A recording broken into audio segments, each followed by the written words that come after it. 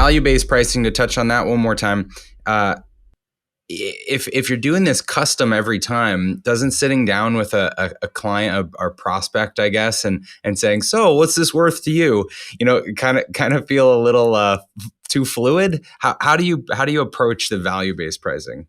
Yeah, you need to. It's very, very different than what people are used to. And I've got a framework that I've dubbed the why conversation, where if you go into a sales interview and the client knows they think they need what you, like, they're pretty sure that you're the solution to their problem, or they wouldn't be spending time talking to you. So for some reason, they believe that you have something that they want, or you can provide something that they want. But usually what happens is you sit down with them and they brain dump about the project. And I've got the software background, so usually it's scope stuff. Like, we want to have these features, real specific tactical things about what, the SaaS might look like, or something like that, the different features and permissions and all that, modules. And it's tempting. Back in the day, I used to eat that up. I'd be writing down all the scope. I'd be designing the solution in my mind, so I could kind of like take a guesstimate at how many hours it would take me, so I could give them a proposal. So the whole conversation was about me trying to get as much scope out of them as possible. With value pricing, it flips it to use scope last. That's the last thing you do. So once they finish brain dumping all of that really tactical, specific stuff, which really they're not qualified to tell you about anyway, if they're telling you how to do your job already, it's like, that's not super appropriate. It's not that useful, because they might have picked the wrong solution.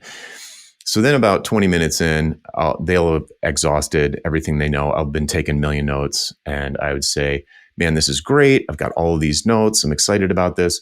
Can we back up for a second and talk about the big picture? Because there are 100 ways that this could be done. So I want to make sure that I don't paint us into a corner by picking the wrong way. So let's talk about what you're trying to achieve with this SaaS or whatever it is that they want to build. Let's talk about what you want to achieve. What's the business outcome here? What would be the home run? Why not do this? Why not do it in a different way? And I get into the why conversation, which is why this, why now, and why me?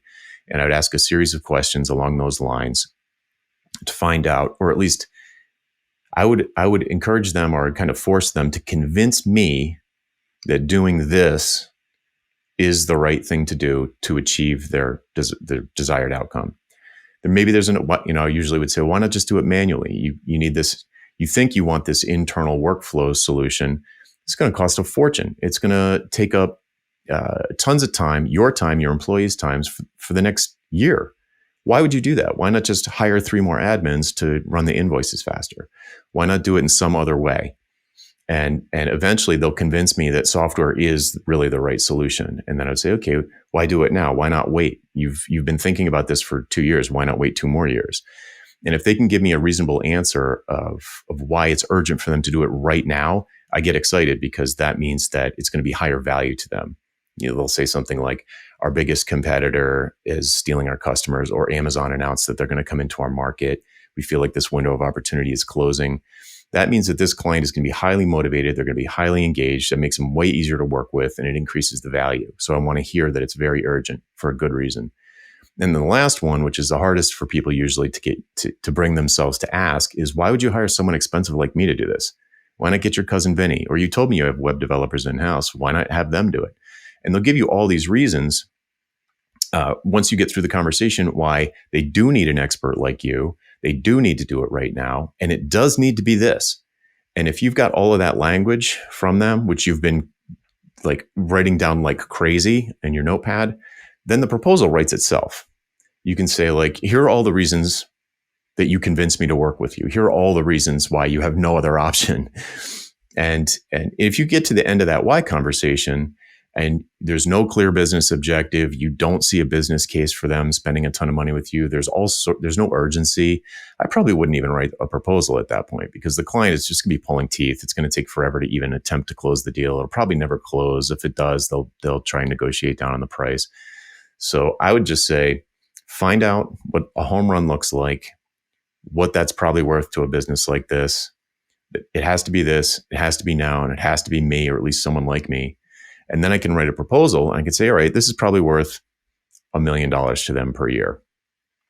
At the end of the day, like, ultimately this product is bringing in $1 million a year. So I can set 3 prices based on that value, and it's a guesstimate, but at least it's in the ballpark, hopefully in the ballpark. And then you just set three prices. Like, okay, if it's $1 million, I'm going to give them an option one that's 100 grand. I'm going to give an option two that's 220 grand, and an option three that's 500 grand. And then, and only then, do I start thinking about scope. What could I do for $100,000 to help move the needle that this client wants moved? What could I do for $220,000?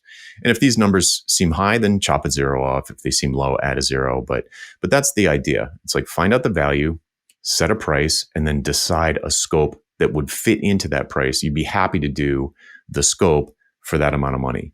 And this process works with all sorts of different businesses. And if you follow this same framework and you actually do it, then you can come out with much, much higher prices than you ever would have put in a proposal before, as long as you're attracting clients for whom the value of the outcome is incredibly high. If the value is very low, you can't set your prices high. You have to set your prices low. So then, not to guess your next question, but it's like you need to attract clients for whom you can provide a lot of value. Otherwise, you're going to still have low prices because what you're delivering to them isn't worth that much. Yeah, I think the ninja move there, the trick is understanding what is that $1 million value and asking the right questions to get there. And I love your why framework, because if you can understand, just through asking, well, why don't you do this manually? And they say, well, we're growing a lot and I'd have to hire 12 people to support the volume we expect in 12 months. So we want to kick the software thing off now. Then it's easy to say, well, instead of hiring those 12 people, how about for the cost of 2, we've got this project? Exactly. That's a classic one.